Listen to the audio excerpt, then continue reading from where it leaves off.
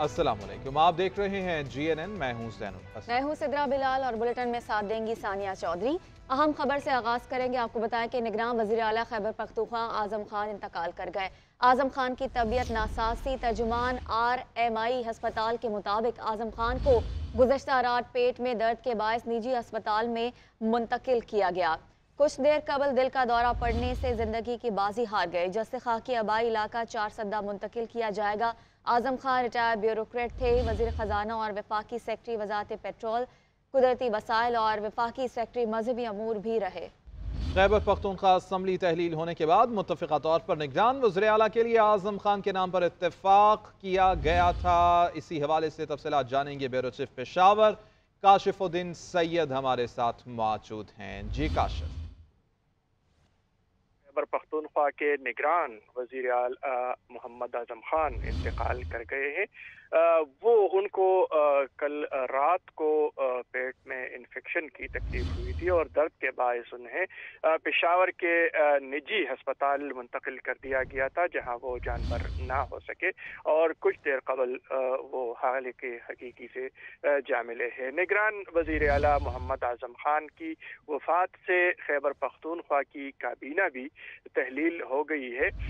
निगरान वज़ीर आला मोहम्मद आज़म खान 4 सद्दा के एक जमींदार गिराने से ताल्लुक़ रखते हैं और उनकी नमाज जनाजा 4 सद्दा ही में 3 बजे अदा की जाएगी। ये भी मैं बता दूं कि 3 बजे उनके नमाज जनाजा का वक्त मुकर्रर कर दिया गया है और उन्हें अपने आबाई गांव पड़ांग 4 सद्दा में सुपुर्द खाक कर दिया जाएगा। निगरान वज़ीर आला मोहम्मद आज़म खान की वफात से खैबर पख्तूनख्वा एक ज़ीरक सियासतदान और सीनियर रहनुमा से महरूम हो गई है और साथ साथ यहाँ पर एक और बहरान भी पैदा हो गया है। एक सियासी और इंतज़ामी बहरान पैदा हो गया है। जाहिर है कि अब निगरान वज़ीर आला का तकर्रुर भी किया जाएगा और इस हवाले से जो तरीक़ेकार है उसका अभी तायुन नहीं किया गया। ताहम आइन के मुताबिक खैबर पख्तूनख्वा के जो मुंतखब वज़ीर आला थे उस वक्त के, वो और सूबाई असम्बली के अपोजिशन लीडर वो निगरान वज़ीर आला का इंतखाब करते हैं। तो अब उसके लिए यही आइनी माहिरीन का कहना है कि उसी तरीक़ेकार को फॉलो किया जाएगा और एक बार फिर मुशावरत की जाएगी। ताहम इस हवाले से अभी तक सरकारी तौर पर हतमी कुछ नहीं बताया गया कि क्या तरीक़ेकार होगा। निगरान वज़ीर आला मोहम्मद आज़म खान के हवाले से मैं ये भी बता दूं कि वो पहले भी निगरान सेटअप का हिस्सा रह चुके हैं। 2018 में वो निगरान विफाकी काबीना का हिस्सा थे। इसी तरह वो ठीक है, बहुत शुक्रिया काशिफुद्दीन सैयद तमाम तर तफसीलात के लिए।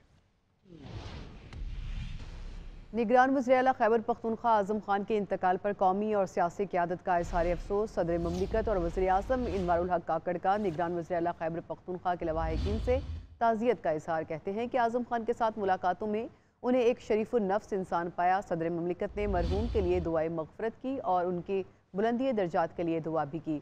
बिलावल भुट्टो ज़रदारी का भी आज़म खान के इंतकाल पर इज़हार अफसोस। कहा कि मरहूम आज़म खान ने अहम तरीन इंतज़ामी ज़िम्मेदारियों को खुश असलूबी से निपटाया। मरहूम आज़म खान के अवाम के लिए खिदमत के हवाले से उठाए जाने वाले इक़दामात को हमेशा याद रखा जाएगा।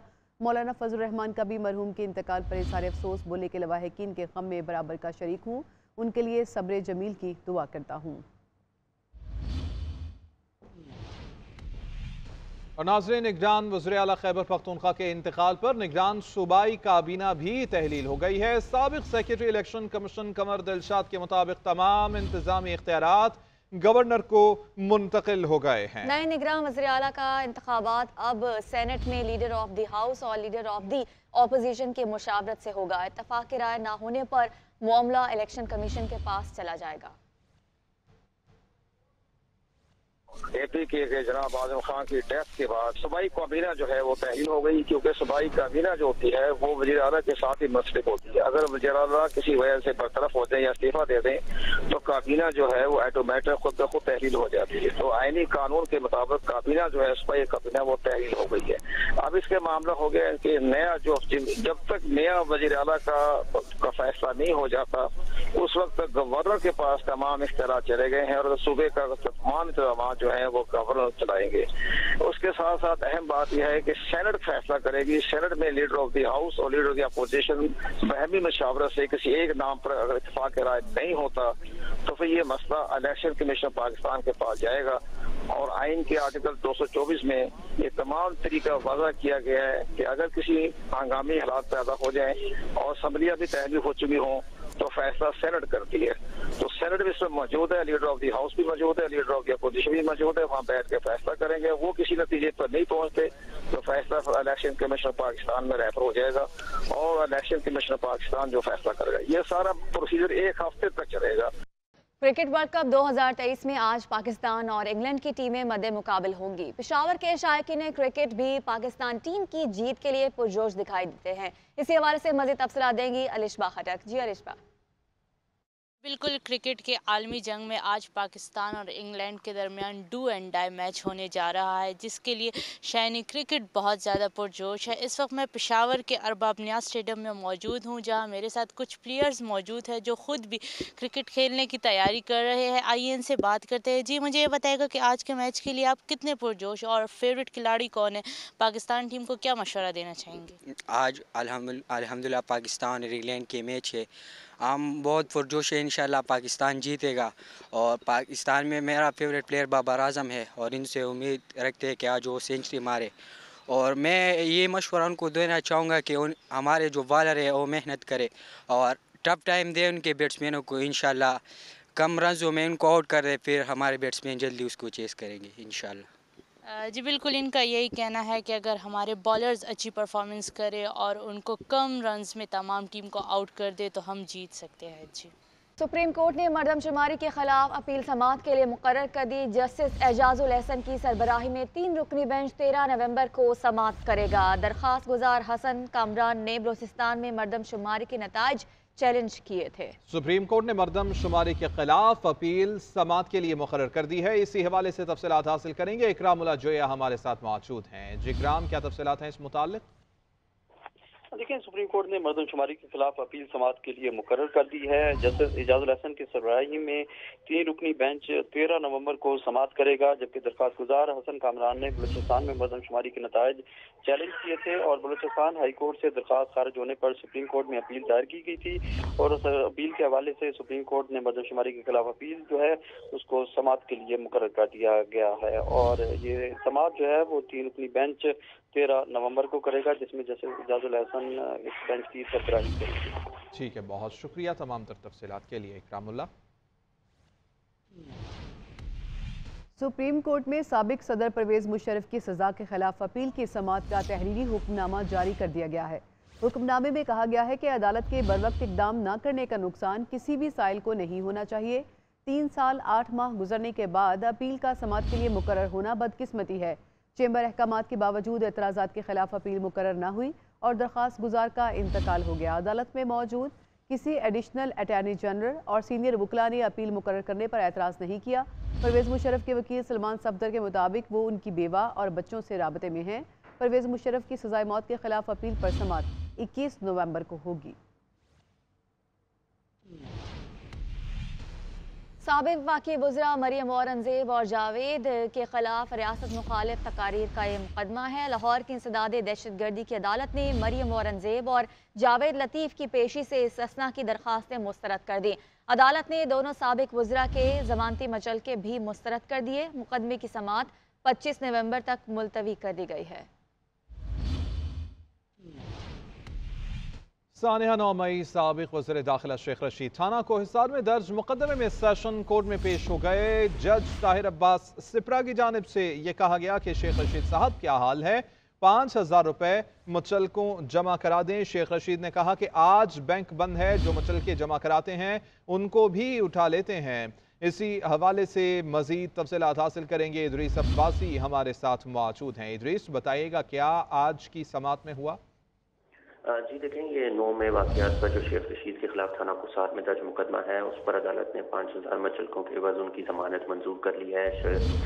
جج طاہر عباس سپرا نے جو ہے وہ اس حوالے سے سماعت کی۔ انہوں نے کہا کہ شیخ صاحب کیا حال ہیں، جس پر ان کے وکیل انہوں نے کہا کہ میں ٹھیک ہوں۔ شیخ رشید کے وکیل نے کہا کہ سپلیمنٹری میں نام ڈالا ہے، گھر پہ چھاپا مارا گیا اور گاڑیاں بھی اٹھا لی، جس پر عدالت نے کہا کہ 5,000 روپے مچلکے جو ہیں وہ آپ جمع کروا دیں۔ شیخ رشید نے کہا کہ جو مچلکے جمع کراتے ہیں ان کو بھی اٹھا لیتے ہیں، آج بینک بھی جو ہے وہ بند کرتی ہیں، جس پر عدالت میں طاہر عباس سپرا نے کہا کہ شیخہ والی گل کر دیتی ہے، جس پر عدالت میں ان کی جج کی بات پر کہہ کے لگے۔ تاہم عدالت نے شیخ رشید کی جو پوری ضمانت ہے اس کو 5,000 روپے مچلکوں کے عوض 25 نومبر تک منظور کر لیا ہے۔ جی ٹھیک ہے، بہت شکریہ ادریس عباسی۔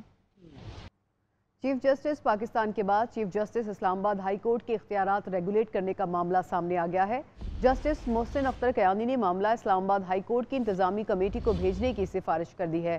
جسٹس محسن اختر کیانی نے شیر افضل مروت کی ضمانت کے کیس میں اضافی نوٹ لکھا کہ چیف جسٹس کی عدم موجودگی میں انتظامی جج کے پاس بینچ تشکیل دینے کا اختیار نہیں۔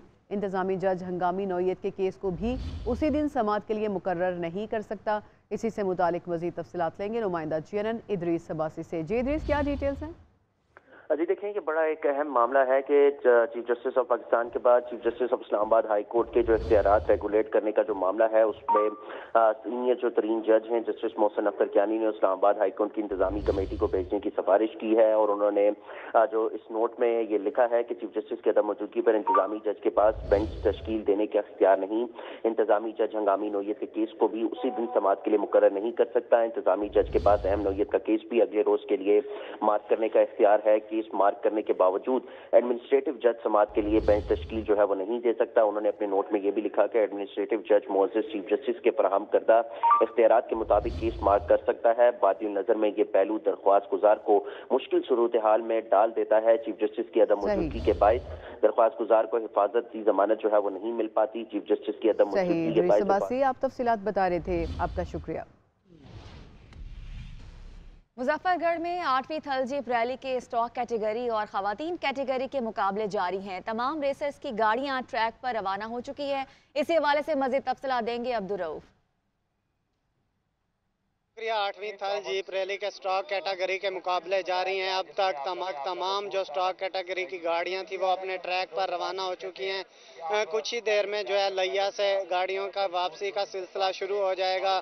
اس میں 50 سے زائد نامور ریسر ہیں جو مرد اور خواتین وہ حصہ لے رہے ہیں، جس میں 3 خواتین ہیں۔ سب سے کم عمر جو ریسر ہے وہ دینا پٹیل ہے، معروف ریسر ہے۔